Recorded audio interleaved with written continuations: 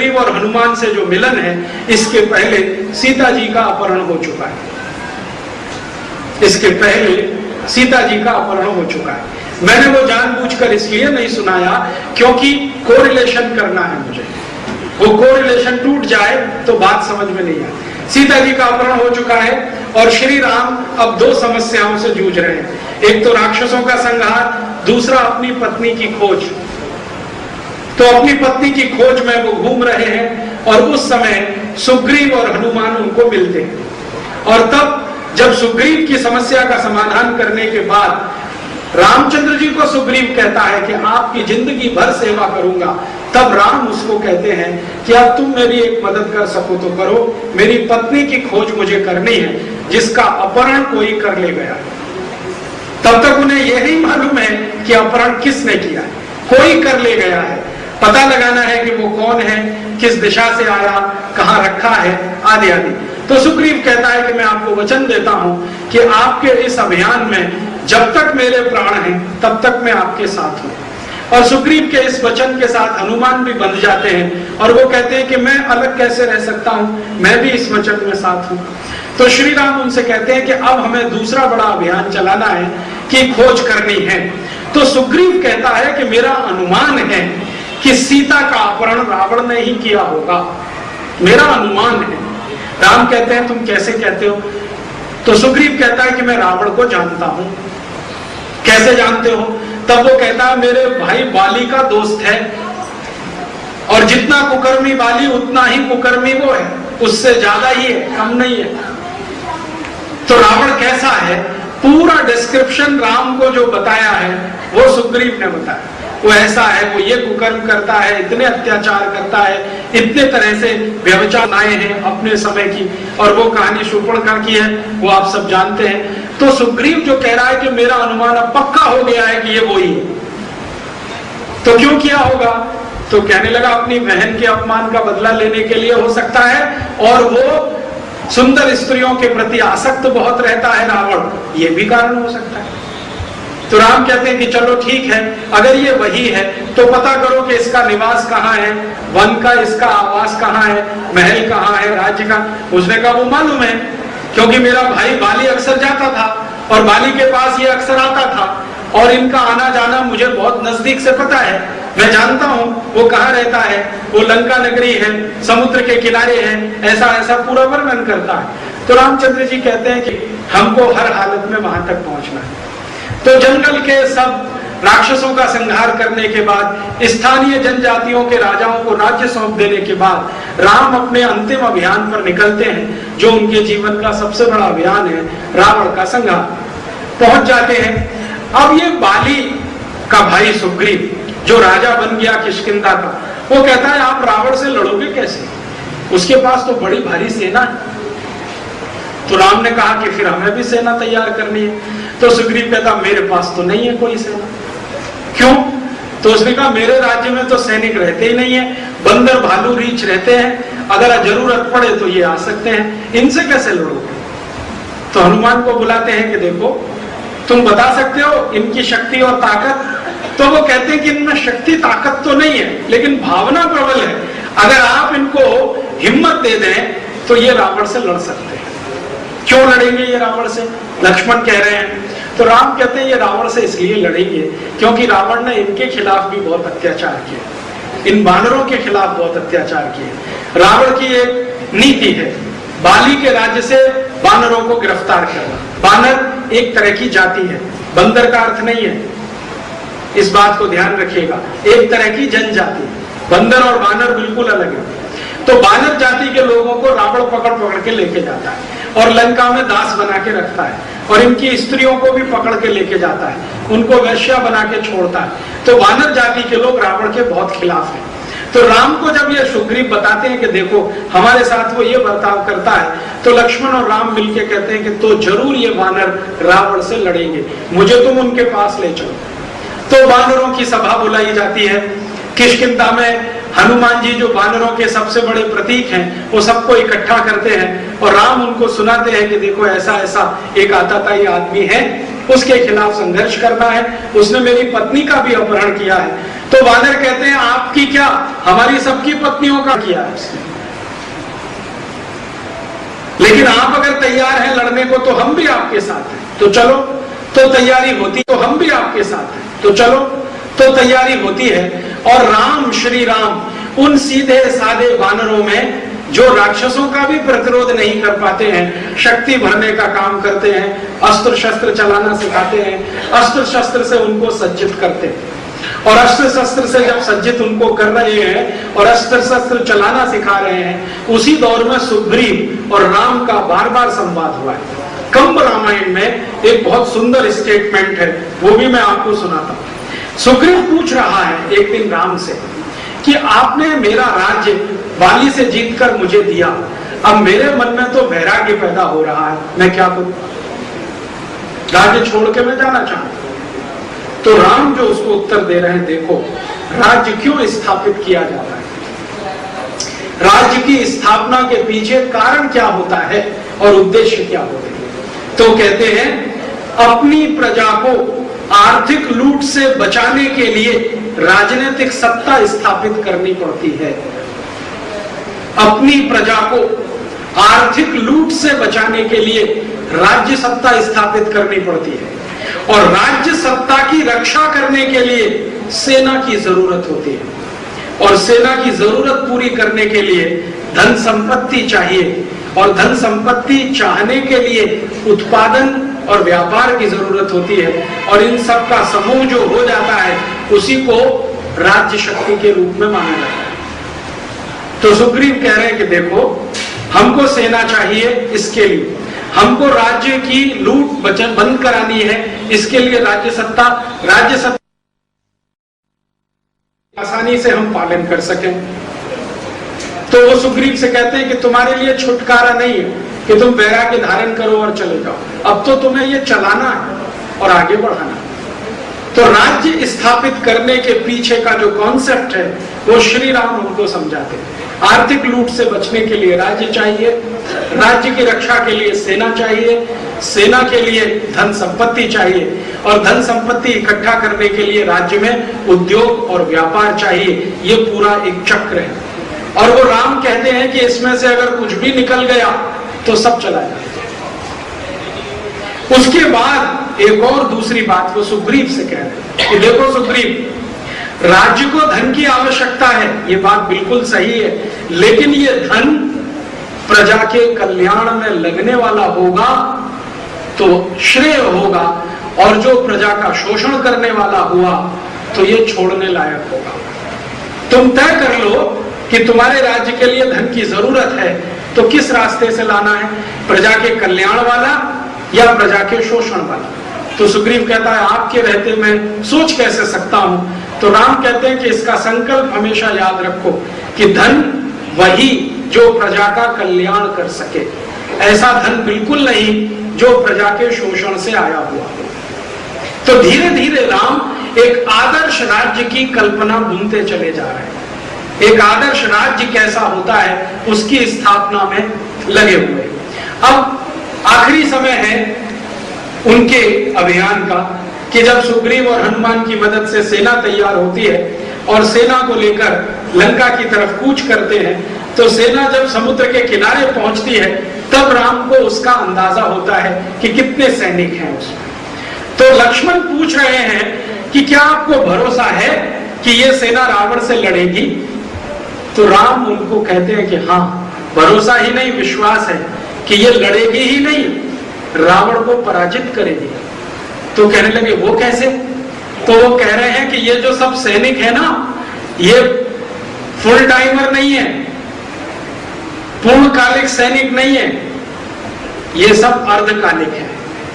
माने ये राज्य के नागरिक हैं, अपनी जिंदगी चलाते हैं, अपना परिवार चलाते हैं। चूंकि ये रावण से पीड़ित हैं इसलिए मेरे साथ आए हैं और सेना में शामिल हुए।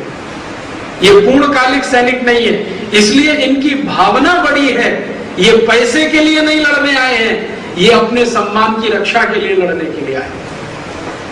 इनकी जो पत्नियों को रावण उठा ले गया है, उनको वापस लेने के लिए मेरे साथ आए। पूर्णकालिक सैनिक और अर्धकालिक सैनिक का मतलब जो वो समझा रहे हैं कि हम जिनको पगार देते हैं और वो सेना के लिए लड़ते हैं, उनका भरोसा नहीं है। हमसे ज्यादा कोई पगार देगा तो वहां चले जाए, लेकिन इनमें कोई पगारधारी नहीं है। ये सब एक्टिविस्ट हैं, एक तरह से आज की भाषा में सोशल एक्टिविस्ट हैं। ये अपने अपने अपमान का बदला लेने के लिए रावण के खिलाफ है। ये सिर्फ मेरी पत्नी के अपमान का बदला नहीं, इनकी अपनी पत्नियों के अपमान का बदला लेंगे। इसलिए मुझे लगता है कि ये लड़ेंगे ही नहीं, जीतेंगे। तो लक्ष्मण पूछ रहे हैं, आपको मालूम है इनमें कैसे कैसे सैनिक हैं? तो राम कहते हैं, हाँ, इनमें कई सैनिक ऐसे हैं जो सवेरे से शाम तक लोहा गलाते हैं भट्टियों पर और उनसे कुछ औजार बनाते हैं, और समय मिलता है तो मेरे पास अभ्यास करने के लिए आते हैं। फिर वो कहते हैं कि इनमें से कई सैनिक ऐसे हैं जो कुम्हारी का काम करते हैं, चाक चलाते हैं, मिट्टी के बर्तन बनाते हैं, उसमें से समय बच जाता है तो मेरे पास आते हैं प्रशिक्षण लेने के लिए। फिर वो कहते हैं इनमें से कई सैनिक ऐसे हैं जो धागा बनाते हैं, कपड़ा बुनते हैं, बुनकर हैं, जब इनको समय मिल जाता है तो मेरे पास प्रशिक्षण लेते हैं। तो लोहार है, कुम्हार है, बुनकर है, धुनकर है, 18 जो हम जानते हैं ना गांव गांव में कारीगरी का काम करने वाले, वो सब रामचंद्र जी के सैनिक हैं। कारीगरों को सैनिक बना दिया, ऐसा कोई राजा हमने हजारों साल इस देश में देखा नहीं। कारीगरों को सैनिक बना दिया। जितने भी राजा हैं, दशरथ के पहले के 5 कुल, रघु से शुरू होता है और दशरथ तक आते 5 बीते हैं कुल। इन 5 समय में जितने भी राजा हुए हैं, सबके पास पूर्णकालिक सैनिक हैं, पगार पर काम करने वाले सैनिक हैं। राम अकेले राजा हैं अपने कुल में जिनके पास एक भी सैनिक नहीं है जो पगार लेकर लड़े। वो तो लड़ रहे हैं इसलिए कि उनके सम्मान का प्रश्न। आप सोचो, साधारण से लोग जो लोहारी, कुम्हारी, बुनकरी का काम करते हैं, उनको सैनिक बना दिया। ये तो कोई विरले ही लोग कर पाते हैं। साधारण से वानरों को रावण से लड़ने के लिए खड़ा कर दिया, ये तो कोई विरले लोग कर पाते हैं। और इन सब की सेना इकट्ठी होकर जब पहुंची है समुद्र के किनारे, तो बड़ा प्रश्न है, समुद्र पार कैसे करें, लंका तक जाएं कैसे। और उसके पहले की घटना यह है कि यह तय किया गया कि भाई हम सब समुद्र जाएंगे पार करने के लिए, उसके पहले किसी एक को भेज के देख लो। तो हनुमान को भेजा गया है, वो लंका पहुंचे हैं। पहुंचने के बाद वो सब जो उन्होंने किया है वो आप सब जानते हैं। लौट के हनुमान जी पूरा वर्णन कर रहे हैं, रावण ऐसा है, उसका व्यवहार ऐसा है, उसकी सेना इतनी है, महल ऐसा है, सुरक्षा इतनी है, पहुंचना मुश्किल है, वगैरह वगैरह। तो व्यूह रचना हो रही है। तो पहली व्यूह रचना की समुद्र पार कैसे करें, एक हनुमान तो जा सकते हैं, सबकी तो ताकत नहीं है, तो पुल बनाओ। तो पुल बनाने के लिए राम एक भाषण देते हैं अपनी सेना के सैनिकों कि हमें पुल बांधना है, लेकिन ये असंभव है। क्यों? समुद्र पर पुल बांधना ये तो कभी हुआ नहीं है। राम जी के पहले तो कभी हुआ नहीं है और राम जी के बाद भी हुआ नहीं है। पूरी दुनिया में समुद्र पर पुल बांध दिया हो ऐसी कोई घटना नहीं है। और बचपन में मैं सुना करता था, हमारे भारत में कुछ ऐसे लोग हैं जो अपने आप को अथीस्ट कहते हैं। अथीस्ट समझते हैं? नास्तिक, जो भगवान को नहीं मानते, ईश्वर को नहीं मानते, राम को नहीं मानते, रामचरितमानस को नहीं मानते। वो ये कहते हैं ये सब कल्पना है, कपोल कल्पना है। ऐसे बहुत लोग हैं। उनमें से हमारे एक टीचर भी थे, हिंदी पढ़ाते थे हमको, और एकदम नास्तिक। और आप जानते हैं कि हिंदी में तो ये सब आता ही है, रामचरितमानस भी आता था, हमें पढ़ना पड़ता था, और 10 नंबर का सवाल भी आता था उस पर। तो उन्हें वो रामचरितमानस पढ़ानी भी पड़ती थी। तो वो पढ़ाते जाते थे, अंत में एक लाइन जोड़ देते थे, ये सब कल्पना है, ये सब कल्पना है। अब एक दिन हम सब पढ़ रहे थे यही कि भगवान राम ने पुल बांधा। तो पुल बांधा तो उसका वर्णन तो बहुत विस्तार से, मैं तो आपको संक्षेप में बता रहा हूं। तो वो हमारे जो प्रोफेसर साहब कहने लगे ये बिल्कुल असंभव है, कभी किसी ने पुल बांधा नहीं, और पुल बंधे समुद्र पर ये हो नहीं सकता, विज्ञान से ये सहमत नहीं, माने विज्ञान से सम्मत नहीं है, विज्ञान इसकी परमिशन नहीं देता कि पुल बन जाए किसी समुद्र में। तो उस समय मुझे तो कुछ समझता नहीं था और बात तो उनकी याद थी मुझे। अभी थोड़े दिन पहले मेरा एक दोस्त जो मेरे साथ पढ़ाई करता था, अब अमेरिका में नौकरी करता है, नासा में काम करता है, तो उसने मुझे कुछ फोटोग्राफ्स भेजे। उसने कहा देखो हमारे नासा के सैटेलाइट में कुछ फोटोग्राफ्स उतारे हैं जो तुम्हारे बहुत काम के हैं। तो मुझे मालूम नहीं था कि वो फोटोग्राफ्स का विषय क्या है, लेकिन जब वो आए मेल के द्वारा और मैंने मेरा मेल बॉक्स खोला तो मुझे बहुत आश्चर्य हुआ कि वो फोटोग्राफ 5,13,000 वर्ष पहले के, 5,13,000 वर्ष पहले का कोई पुल बना है श्रीलंका और भारत के बीच में, उसके फोटोग्राफ्स हैं। बाद में मैंने वो फोटोग्राफ्स देखने के बाद नासा के डायरेक्टर को मेल किया, जॉइंट डायरेक्टर को मेल किया, उनके बहुत सारे साइंटिस्ट को, कि आप मानते हैं कि ऐसा कोई पुल है? उन्होंने कहा हाँ मानते हैं, और ये पुल अभी भी जीवित है।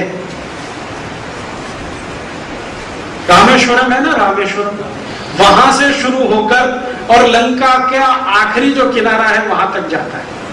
पुल अभी भी जीवित है और 47 नॉटिकल माइल का है, और भारत के समुद्र के आखिरी किनारे से श्रीलंका के समुद्र के पहले किनारे के बीच की दूरी भी 47 नॉटिकल माइल है। तो मैंने उनसे पूछा ये कैसे संभव है? सैटेलाइट तो झूठ बोल नहीं सकता, क्योंकि सैटेलाइट में कोई आदमी नहीं होता। झूठ बोलने की आदत तो आदमियों को होती है, मशीन तो ज्यादा नहीं बोलती, और उसकी प्रोग्रामिंग भी वैसी नहीं है, क्योंकि अमेरिका ने ये प्रोग्रामिंग फीड करके सैटेलाइट नहीं छोड़ा था कि उस पुल का ही फोटो लेना है। वो तो दुनिया भर के फोटो उतार रहा है, घूमता रहता है, फोटो उतारता रहता है। अभी फोटो आ गए उसकी पकड़ में तो हम देख रहे हैं। तो अब अमेरिका के नासा के सब वैज्ञानिकों ने मान लिया कि भारत देश में 5,13,000 साल पहले कोई पुल बना था, और भगवान राम का समय ठीक आज से 5,13,000 कुछ 100 वर्ष का है, ठीक आज के समय से। तो यह सिद्ध हो गया कि पुल बना था, और वैज्ञानिक ये कहते हैं कि यह अद्भुत है, ऐसा पुल अद्भुत है। कैसे अद्भुत है? वो ये कहते हैं कि इस पुल को बनाने के लिए बहुत बड़े बड़े पत्थरों को समुद्र में डुबोया गया है, और वैज्ञानिकों ने यहां तक कह दिया है कि इन बड़े पत्थरों को समुद्र के तल तक पहुंचाने के लिए पत्थरों के साथ जहाजों को भी डुबोया गया। और कंबन रामायण में यह बात आती है कि भगवान राम ने नल और नील, नल और नील आप जानते हैं रामायण में है, नल और नील ये जो है ना सुग्रीव और हनुमान, इन्हीं के मित्र मंडली के दो लोग हैं, दोनों सिविल इंजीनियर, आज की भाषा में मैं कहूँ तो वास्तु विशेषज्ञ हैं दोनों के दोनों, क्योंकि उनका वर्णन बहुत लंबा है कंब रामायण में। नल की विशेषताएं क्या हैं? नल की विशेषता यह है कि किसी भी तरह की सड़क का निर्माण, किसी भी तरह के भवन का निर्माण करने में सक्षम है नल। और नील की विशेषता क्या है? नील की विशेषता यह है कि पानी से जुड़ा जितना इंजीनियरिंग है, जिसको आज की भाषा में हाइड्रोलिक्स आप कहिए, उसका विशेषज्ञ है। तो ये नल और नील दोनों भाई हैं, और राम की सेना के सैनिक बन गए हैं, क्योंकि ये सुग्रीव के दोस्त हैं, सुग्रीव राम के साथ आ गए। तो नल और नील ने पुल की नींव रखी है, ये हमने कंब रामायण में बार बार पढ़ा है। और नासा का सैटेलाइट कहता है कि नींव रखी गई है, तो कुछ जहाज पत्थर लेके स्वयं डूबे हैं, क्योंकि वो जहाज भी अभी तक वहां है नीचे उन पत्थरों के साथ, और उन जहाजों का कुछ हिस्सा निकालकर कार्बन डेटिंग किया गया, तो उम्र उनकी भी 5,13,000 और कुछ 100 वर्ष निकल गए। और कंब रामायण में कंब ऋषि ने बहुत विस्तार से वर्णन किया है कि कैसे एक जहाज को राम भेज रहे हैं, उसमें पत्थर रखे हुए हैं और वो जहाज डूब रहा है, फिर उसके ऊपर दूसरा डूब रहा है, फिर तीसरा डूब रहा है, ऐसे 47 जहाज डूबे हैं, उनके पत्थर रखे गए हैं, तब जाकर एक दीवार बनी है, फिर दूसरी दीवार, फिर तीसरी दीवार, इस तरह से पुल का निर्माण हुआ है। और वो पुल पूरा होने के बाद ये जो सेना है ये उस पर से लंका गई है। पुल बनाते समय बहुत ध्यान रखा है नल और नील ने, इससे समझ में आएगा कि टेक्नोलॉजी कैसी है। नल और नील संवाद कर रहे हैं राम से कि पुल कैसा होना चाहिए, आप जरा बताइए। तो राम कहते हैं, भाई तुम विशेषज्ञ हो, तुमको पता होना चाहिए कैसा होना चाहिए, तो लेकिन आप तो गूढ़ रहस्य भी जानते हैं, आप बताइए। तो राम कहते हैं, देखो पुल ऐसा होना चाहिए जिस पर से मेरी पूरी सेना पार हो जाए और जरूरत पड़ने पर वापस भी लौट आए। ऐसा नहीं कि सेना पार हुई और पुल गया, जाए पूरी सेना और लौटकर वापस आए। तो नल और नील बड़े आश्चर्य में पड़ गए। वो कहते हैं कि आप ऐसा क्यों कह रहे हैं कि हमारी सेना जाए और लौट के भी वापस आए। तो राम कह रहे हैं कि मैं जिस रास्ते जा रहा हूं इसी से वापस भी आऊंगा। तो नल और नील पूछ रहे हैं कि भगवान, वो तो बड़ी अच्छी नगरी है, लंका सोने की है, हीरे जवाहरात है, बहुत धन है, बहुत संपत्ति है, आपके बारे में तो मैं ये सोच रहा हूं कि आप वहां जाके रहेंगे, रावण को मारेंगे और वहीं अपना आवास बनाएंगे। तब नल नील को उन्होंने कहा है, जननी जन्म भूमिश्च स्वर्गादपि गरीयसी, कि जिस भारत माता ने मुझे जन्म दिया है वो स्वर्ग से महान है। भले वहां सुविधाएं कम हैं, धन संपत्ति कम है, लेकिन मैं लौटूंगा अपनी जन्मदात्री के पास, मैं लंका में नहीं रहने वाला। इसलिए पुल बनाते समय ध्यान इस बात का रखो कि सेना जानी चाहिए और पूरी वापस आनी चाहिए, तब तक पुल टूटना नहीं चाहिए। तब नल और नील कहते हैं कि तब तो इसमें समय लगेगा।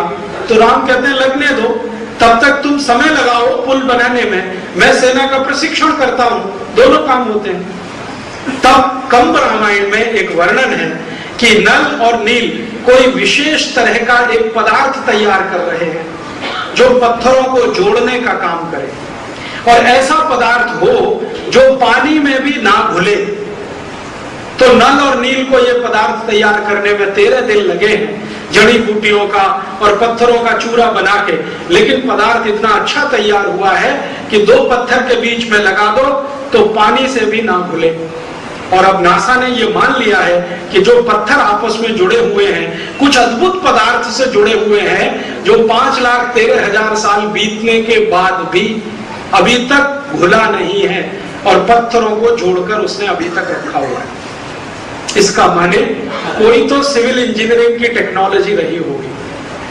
आज की आधुनिक विज्ञान में ले दे के जोड़ने के लिए एक ही चीज है, वो है सीमेंट, और सीमेंट की अधिकतम जिंदगी 100 साल है। 100 साल का सीमेंट है। अच्छी से अच्छी बिल्डिंग कितनी भी कंक्रीट वाली आप बना दो, 100 साल के ऊपर नहीं टिकती, 100 साल के बाद बिल्डिंग जाती ही है। उससे अच्छा तो भारत का चूना है जो कम से कम 500 साल टिकता है, जिससे राणा प्रताप का किला बना हुआ है, या तो जोधपुर का किला बना हुआ है, या तो ये जयपुर का किला बना हुआ है, या तो शिवाजी महाराज के, वो 500-500 साल के हैं जो चूने से बने हैं। लेकिन नल और नील के पास इन दोनों से अलग कोई तीसरी चीज है जो 5,13,000 साल से टिकी हुई है। तो कंस्ट्रक्शन में, सिविल में इतनी ऊंची टेक्नोलॉजी ये तो किसी ने कल्पना नहीं की है। बहते हुए समुद्र के पानी पर पुल बना दे कोई, ये तो आज की इंजीनियरिंग के विषय के बाहर है। मेरे बहुत सारे दोस्त हैं जो सिविल और कंस्ट्रक्शन में हैं, और उनमें से मैं बहुत बार चर्चा करता हूं कि यार कोई तो कल्पना करो, कोई तो हाइपोथेसिस लाओ कि समुद्र के पानी पे पुल बन सकता है। उन्होंने कहा हमारी कोई हाइपोथेसिस और कोई कल्पना उतनी दूर तक जाती नहीं कि समुद्र के बहते हुए पानी पर पुल बन सके। मैंने कहा यार ये तो बनाया 5,13,000 साल पहले 2 बड़े सिविल इंजीनियर हुए, नल और नील, दोनों ने बना के दिखाया, और नासा ने अब मान लिया कि हाँ ऐसा पुल था। तो इससे सिद्ध ये होता है कि राम के जमाने की टेक्नोलॉजी कितनी ऊंची रही होगी। और अब जब ये सबूत मिल गया, ये देखिए 2 तरह के लोग होते हैं दुनिया में। एक तो मेरे जैसे कुछ मूर्ख लोग हैं जो विश्वास बाद में करते हैं, सबूत पहले मानते हैं कि यार कोई प्रूफ दिखाओ तब तुम्हारी बात मानी। तो उनके लिए मुझे डॉक्यूमेंट्स कलेक्ट करने पड़ते हैं। लेकिन एक ऐसे लोग हैं जो विश्वास पहले करते हैं और सबूत कभी नहीं मानते कि हाँ ये हुआ ही होगा, क्योंकि राम में ये क्षमता है कि वो कर सकते हैं। और ऐसे करोड़ों लोग इस देश में। वो कभी सबूत नहीं मानते कि राम ने पुल बनाया था तो कहां था, पत्थर कौन सा था, सीमेंट कौन सा लगा, एडहेसिव फोर्स था कि नहीं था, सरफेस टेंशन कितना रहा होगा, ये फालतू सवाल नहीं करते। मेरे जैसे कुबुद्धि लोग जो थोड़े आधुनिक शिक्षा में पढ़ गए वो डॉक्यूमेंट्स मांगते हैं। तो अब नासा ने वो डॉक्यूमेंट्स भी दे दिए, तो उनके आधार पर मैं वैज्ञानिकों से चर्चा करता हूं कि कल्पना कर सकते हैं ऐसा कोई पुल था। उन्होंने कहा हमारी विज्ञान तो फेल है। तो इसका माने 5,13,000 साल पहले की विज्ञान को ज्यादा ऊंची रही होगी, तभी यह संभव था। और पुल बना है पत्थरों से, ये कहानी तो सब जगह एक जैसी है, क्योंकि जहां पुल बना है वहां पत्थर ही पत्थर है और कुछ है नहीं। पत्थरों को जोड़ने के लिए कोई उन्होंने बनाया है पदार्थ, और वो पदार्थ इतना मजबूत कि इतने लाख साल टिक गए। और वो पुल इतना मजबूत कि सेना गई और वापस आई, और सिर्फ गई और वापस ही नहीं आई, लाखों साल तक वो पुल बना रहा।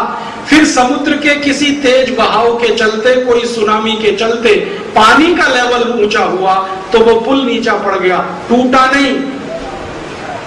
पुल अभी भी सुरक्षित है, बस ये हुआ कि कभी सुनामी आई, तल बढ़ गया, पुल नीचे हो गया, टूटा नहीं है, अभी भी नहीं।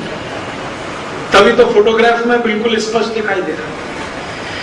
कभी समय और मौका मिला तो मेरे पास इस फोटोग्राफ्स का बहुत सुंदर कलेक्शन है, ये नासा से मंगाए हुए।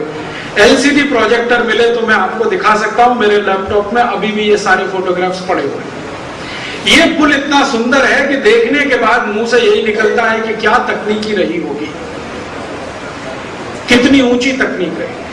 इस पुल की डिजाइन कैसी है वो भी सुनो।